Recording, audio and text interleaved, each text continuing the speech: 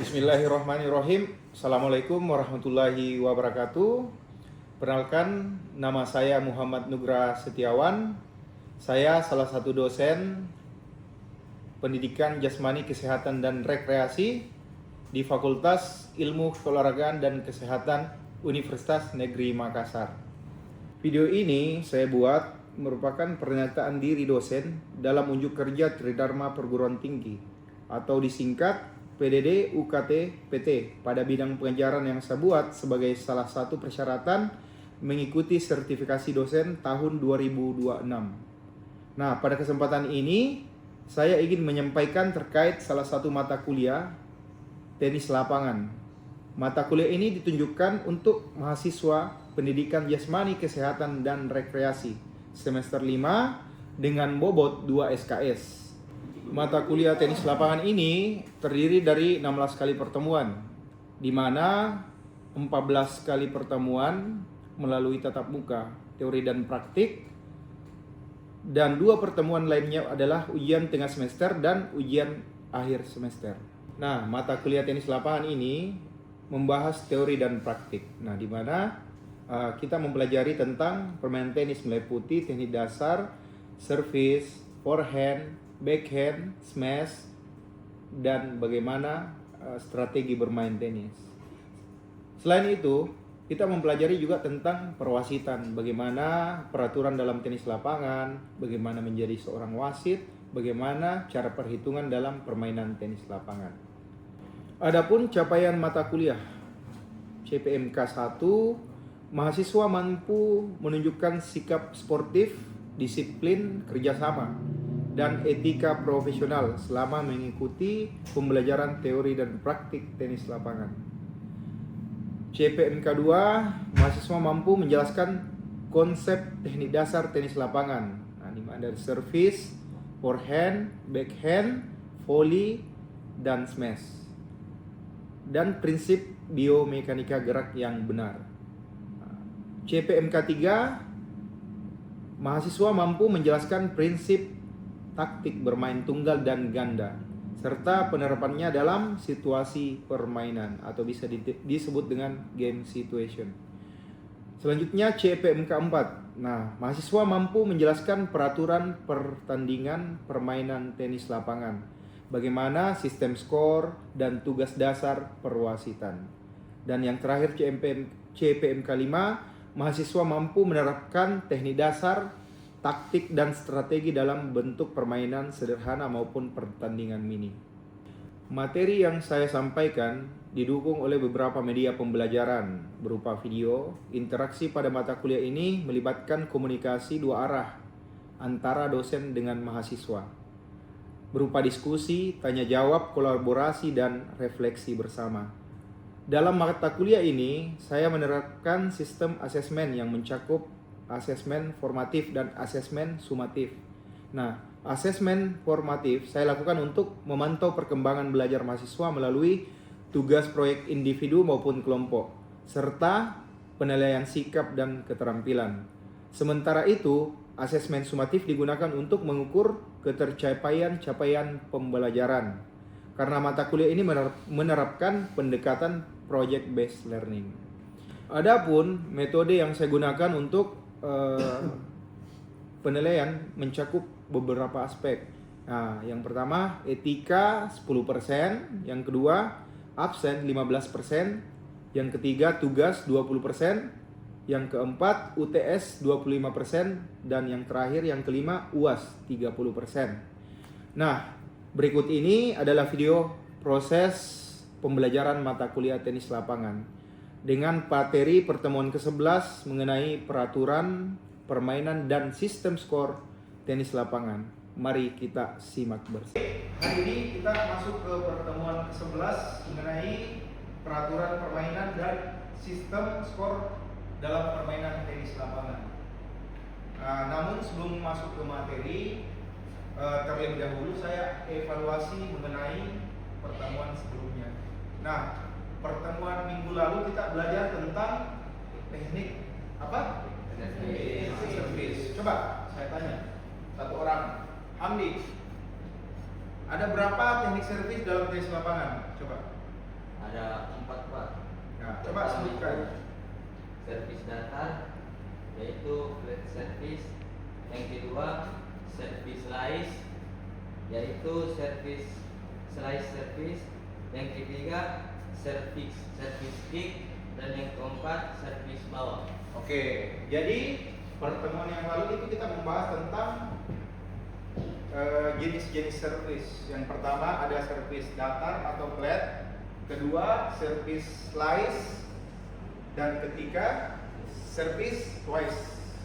Ya, ada 3 macam servis. Nah, pada hari ini kita akan masuk ke materi bagaimana sistem perhitungan dalam tenis lapangan. Oke? Oke, baik. Sebelum kita memulai pelajaran pada hari ini, alangkah baiknya kita berdoa menurut agama dan kepercayaan kita masing-masing. Oke, saya pimpin doa, berdoa dimulai.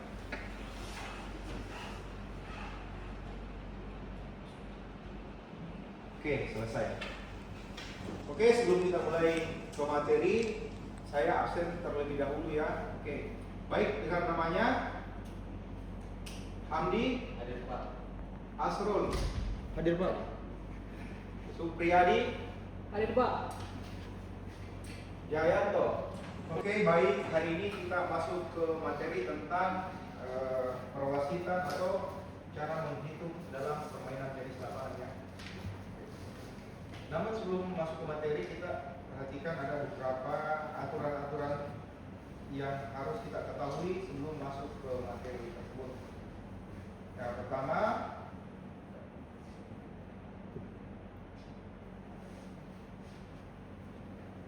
kita harus mengetahui tujuan permainan tenis lapangan. Jadi dalam tenis lapangan itu tujuannya itu bagaimana kita memukul bola atau memasukkan bola masuk ke lapangan lawan.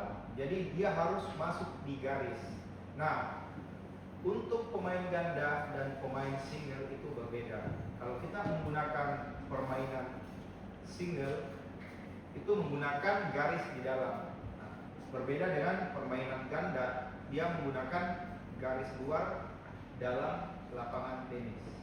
Nah, kemudian untuk mencari poin, untuk mendapatkan poin dengan membuat lawan gagal mengembalikan bola sesuai aturan. Jadi bagaimana kita mendapatkan skor itu dengan cara ya menyusahkan lawan, bagaimana memberikan bola susah ke lawan sehingga apa yang terjadi ketika kita memberikan bola yang susah dikembalikan oleh lawan, nah disitulah kita bisa mendapatkan poin.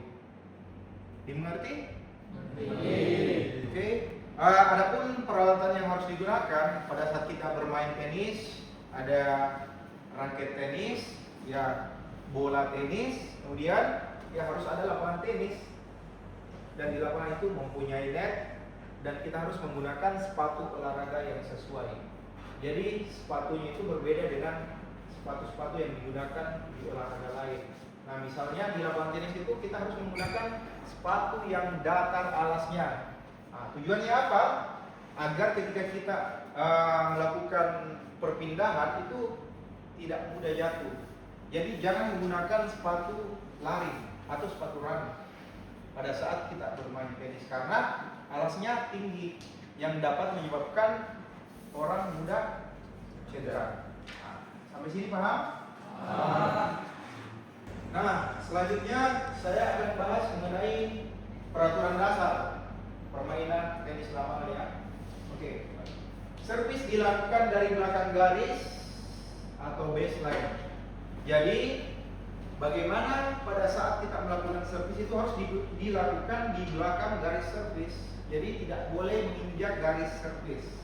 Nah, kapan bisa kita injak garisnya? Jadi seorang yang melakukan servis bisa menginjak garis setelah dia melakukan kontak poin dengan bolanya. Jadi pada saat kita melakukan servis, raket setelah kontak poin dengan bola, setelah kontak poin dan lepas di kontak poin itu bisa menginjak garis. Nah, sekarang kedua, bola servis harus masuk ke kotak servis lawan secara diagonal. Jadi pada saat kita melakukan servis, oke, saya perlihatkan lapangan ini. Oke, untuk aturan kedua itu bola servis harus masuk ke kotak servis lawan secara diagonal. Nah, saya jelaskan. Saya perlihatkan dulu lapangan tenisnya. Jadi pada saat kita melakukan servis, nah tadi pertama itu aturannya servis harus dilakukan di belakang garis servis. Nah, pada saat orang melakukan servis, jadi pada saat orang melakukan servis, orang yang posisinya di kanan itu harus secara diagonal melakukan servis ke kiri. Jadi servisnya harus masuk ke kotak servis. Ini kotak servis yang di bagian depan. Ini ada kotak di belakang, tapi ini bukan target yang kita tujukan pada saat kita melakukan servis. Dia harus masuk ke kotak di depan. Nah, ini merupakan kotak servis. Oke, sampai sini paham? Nah, selanjutnya setiap pemain mendapatkan 2 kesempatan servis. Jadi kesempatan servis untuk setiap pemain itu pada saat melakukan servis itu 2 kali. Jadi ketika servis pertama gagal itu bisa nyangkut, bolanya keluar dari kotak servis, atau pada saat melakukan servis pemain tersebut menginjak garis, itu dinyatakan salah atau tidak sah. Jadi ketika servis pertama gagal, ada servis kedua. Nah, ketika servis kedua gagal, nah, maka poin untuk lawannya. Oke. Selanjutnya, bola hanya boleh memantul 1 kali sebelum dikembalikan. Jadi pada saat kita bermain tenis, misalnya pemain A melakukan servis ke seberang lawan, pada saat bunch pertama di seberang lawan itu bolanya cuma 1 kali melenting di daerah lawan, kemudian harus diambil oleh pemain lawan. Kapan bolanya melenting atau bunch 2 kali, maka akan poin untuk lawan tersebut. Oke. Sekarang poin ke selanjutnya, pemain tidak boleh menyentuh net pada saat permainan berlangsung. Nah, jadi pada saat permainan berlangsung, in play, pemain tidak boleh menyentuh net kecuali bolanya sudah mati. Kapan bola mati? Pada saat lentingan bola itu cukup 2 kali, atau pada saat kita melakukan pukulannya keluar dari garis, itu sudah dinyatakan bolanya sudah mati, sudah poin. Nah, seperti itu. Oke, sampai sini ada pertanyaan? Ya Pak, izin bertanya Pak.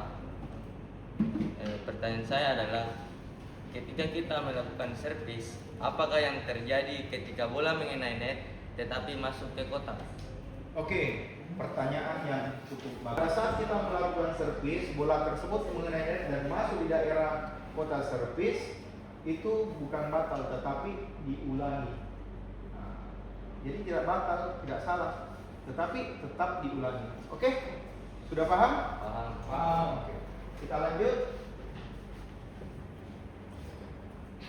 Nah, sekarang kita membahas tentang kesalahan-kesalahan yang terjadi pada saat kita bermain tenis lapangan. Yang pertama, servis keluar dari area servis. Oke, baik, saya tunjuk 1 orang naik ke atas. Coba, ada yang perempuan untuk dibawain, coba naik. Coba, ayo naik. Coba tunjukkan ke temannya mana kotak servisnya. Ini adalah kotak servis. Ketika kita melakukan servis di kanan, berarti kotak servis yang Anda tuju ke kotak servis bagian kiri. Nah, begitupun sebaliknya. Jadi seperti itu ya. Oke. Duduk silakan. Silakan duduk. Terima kasih.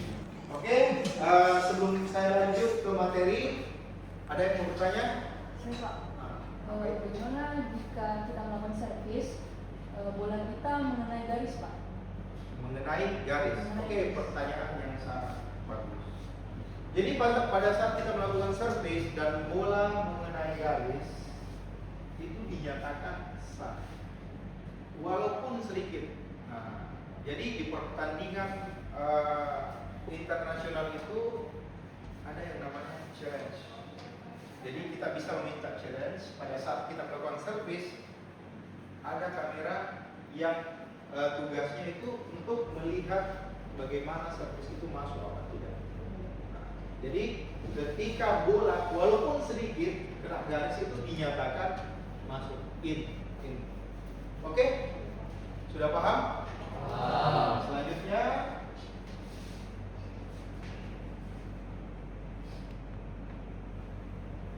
bola mantul lebih dari satu keluarga ini tadi sudah dibahas ya. Jadi bolanya hanya sekali melenting. Ketika terjadi lentingan kedua itu sudah poin untuk lawan. Bola keluar ke lapangan. Nah, poin keempat mengenai bola keluar lapangan. Jadi pada saat kita melakukan pukulan, pada saat kita melakukan pukulan, misal saya anggaplah ini pemain A, di sana pemain B. Misal pemain sini. Jadi pada saat kita melakukan pukulan, bolanya keluar dari tempat, maksudnya pada saat kita melakukan pukulan, bolanya tidak melenting di daerah garis lawan. Jadi ini area inside. Jadi pada saat bola melenting di luar garis itu dinyatakan out. Oke. Nah, selanjutnya sekarang poin ke-6, bola dipukul sebelum melewati net. Nah, jadi ini harus kita pahami pada saat permainan in play.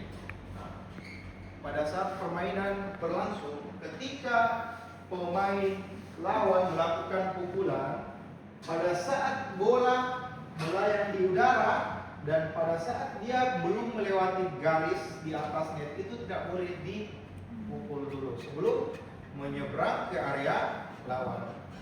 Apa yang terjadi ketika kita melakukan pukulan sebelum bolanya menyeberang itu akan poin untuk lawan yang melakukan pukulan. Jadi itu dinyatakan foul dan poin untuk lawan. Oke.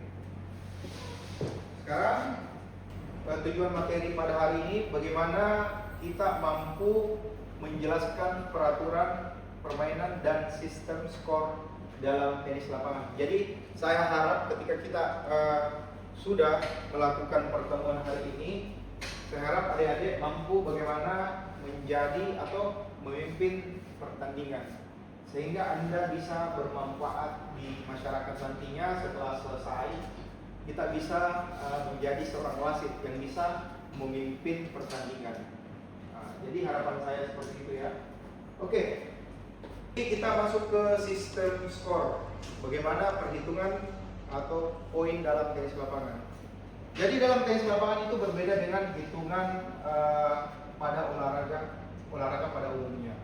Jadi dalam tenis lapangan ada poin kecil dan ada poin besar.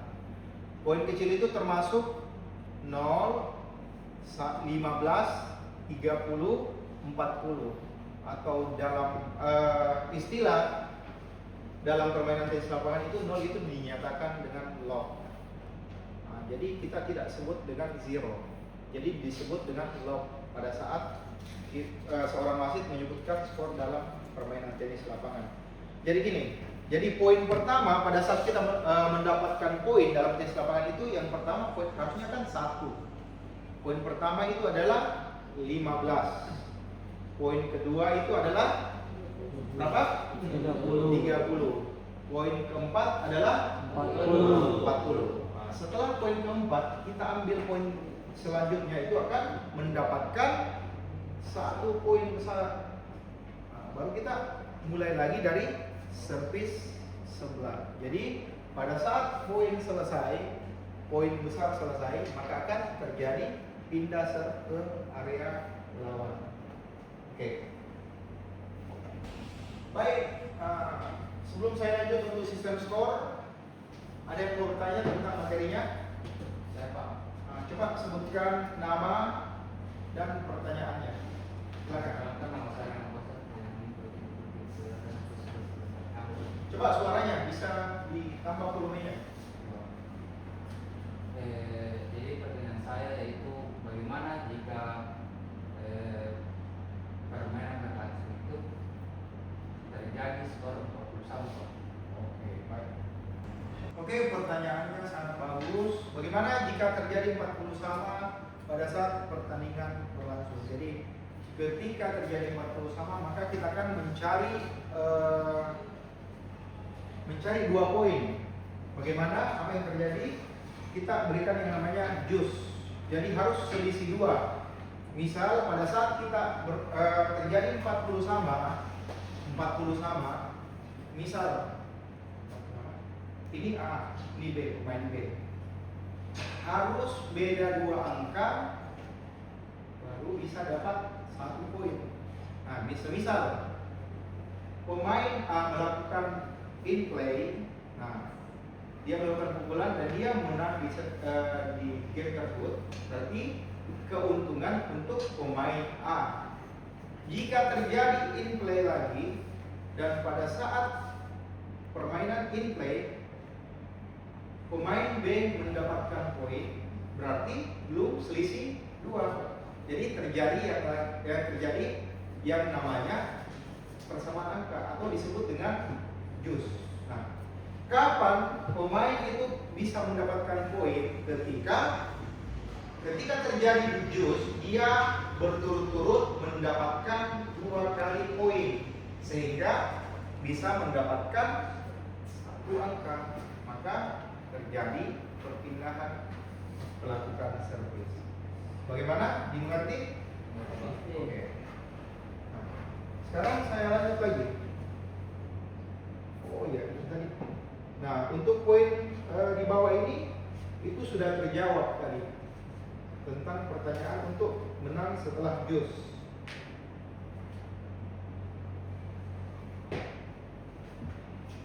Untuk poin selanjutnya, unggul 1 poin atau advantage. Nah, ini advantage itu hampir sama, sama dengan tadi. Ketika terjadi 40 sama, dan poin A itu istilahnya ketika dia dapat poin, berarti advantage atau keuntungan untuk pemain A. Itu advantage adalah bahasa apa? Bahasa Inggris. Nah, jadi keuntungan untuk poin yang memenangkan poin pada saat game tersebut. Sekarang unggul 2 poin. Oke, ini tadi terjawab pada saat terjadi 40 sama. Unggul 2 poin berturut-turut sehingga kita bisa mendapatkan 1 poin. Nah, poin selanjutnya mengenai menang set dan pertandingan. Jadi satu set dimenangkan oleh pemain yang mencapai 6 game dengan selisih minimal 2 game. Jadi dalam permainan tenis lapangan ada 6 game yang harus kita dapatkan. Dan untuk mendapatkan 1 game yang tadi ada poin 15, 30, 40, baru kita memenangkan 1 game. Jadi untuk memenangkan pertandingan harus mencapai 6 game dalam aturan internasional. Jadi harus mencapai 6 game. Jika terjadi 6 sama pada saat permainan itu akan diadakan tie break. Tie break itu menggunakan poin, dia menggunakan poin 1 sampai 7. Itu khusus untuk tie break. Jadi ada 2 macam, bisa kita juga gunakan super tie break. Super tie break itu poin 1 sampai 10. Siapa yang duluan dapat 10, dia akan memenangkan game tersebut. Oke?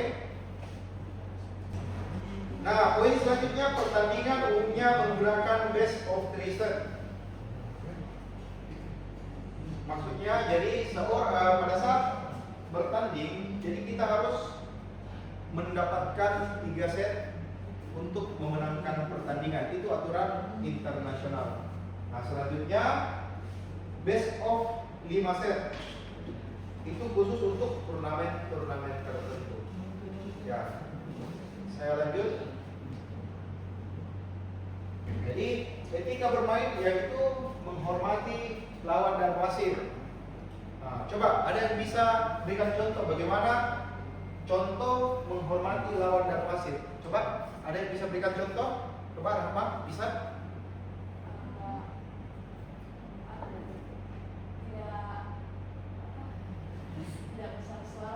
Tidak besar suaranya, atau menggunakan bahasa yang sopan pada saat melakukan protes. Apalagi? Ada yang bisa? Halo. Menghargai lawan.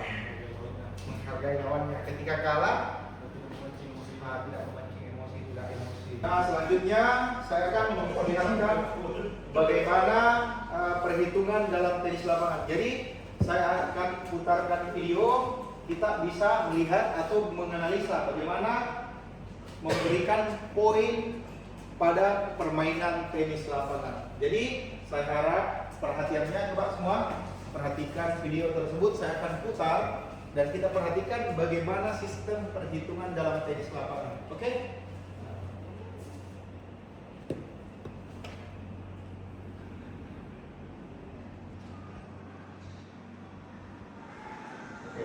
Nah, sebelum saya lanjut, ini sebelum memulai pertandingan, saya jelaskan dulu lebih awal.